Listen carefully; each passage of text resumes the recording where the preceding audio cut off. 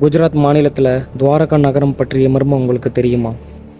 அதுக்கு முன்னாடி இது மாதிரியான உண்மை கதைகளை தெரிஞ்சுக்க நம்ம சேனலை சப்ஸ்கிரைப் பண்ணுங்கள். சரி, வாங்க கதைக்கு போகலாம்.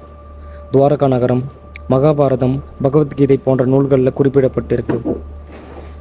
இது புராணங்களில் ஸ்ரீ கிருஷ்ணரின் துவாரகா நகரம் என கூறப்பட்டது. ஒரு போருக்கு பின்னாடி இந்த நகரம் அரபிக்கடலின் ஓரமாக மூழ்கப்பட்டதாக நாகரிகம் சொல்லுது.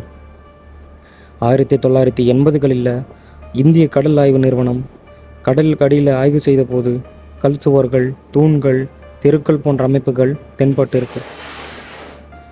இது சுமார் 3000 ஆண்டுகள் பழமையானதுன்னு கருதப்படுது.